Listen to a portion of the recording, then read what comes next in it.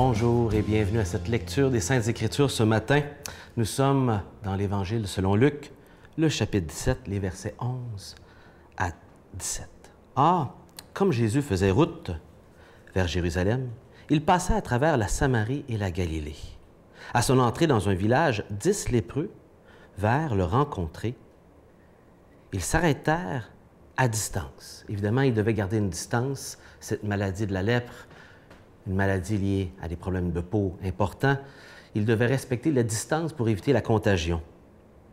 Ils élevèrent la voix pour lui dire « Jésus, Maître, aie pitié de nous. » Des paroles qu'on retrouvera au chapitre suivant, lorsqu'un aveugle appellera l'aide de Jésus et lui dire la même chose. « Aie pitié de nous. » C'est la prière qu'on devrait tous avoir auprès du Seigneur. « Seigneur, aie pitié de nous, de notre âme. On a besoin de toi. » Les voyant, Jésus leur dit « Allez, vous montrez aux prêtres. » Parce qu'évidemment, avant de faire le miracle, il voulait faire authentifier le fait qu'ils étaient effectivement lépreux avant le miracle.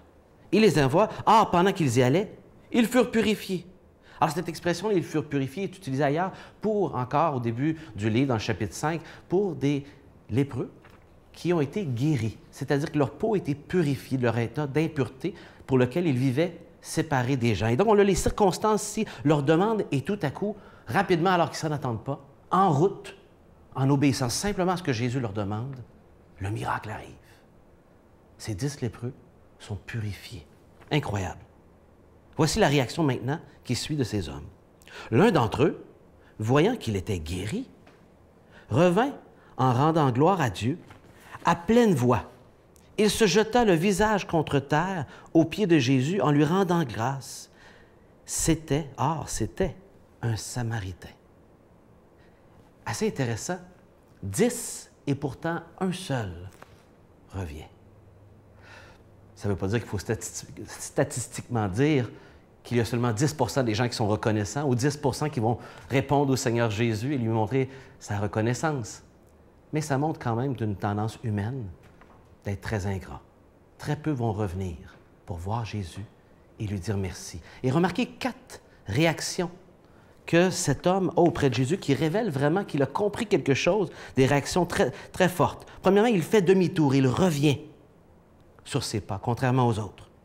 Il rend gloire à Dieu, c'est-à-dire qu'il reconnaît que c'est une action qui vient de Dieu par l'entremise de Jésus.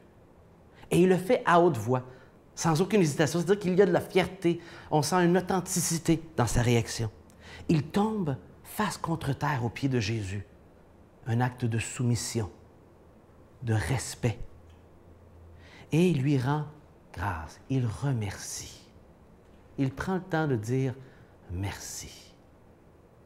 Vous savez, c'est un défi pour l'être humain de reconnaître que ce qu'il reçoit vient de Dieu et de dire merci.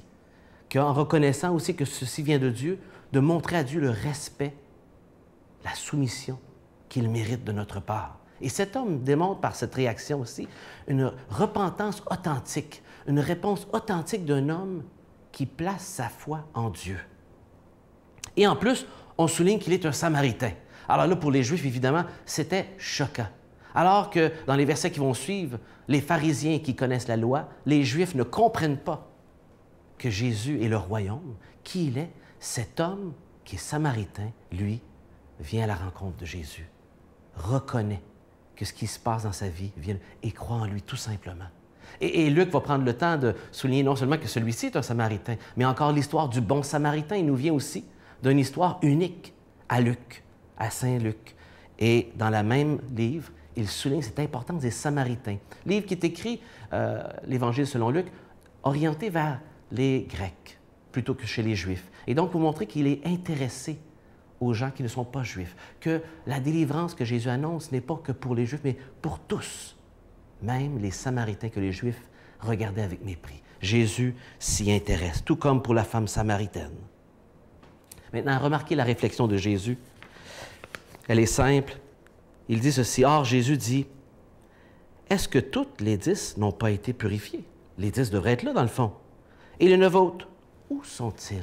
Où sont les autres? » Il ne s'est trouvé parmi eux personne pour revenir rendre gloire à Dieu. Il n'y a que cet étranger.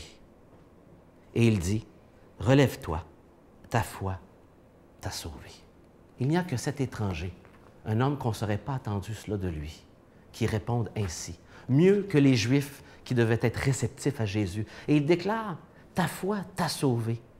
Une réponse particulière qui nous rappelle ceci selon Luc, que seulement la foi, et uniquement la foi en Jésus, peut nous délivrer de nos péchés.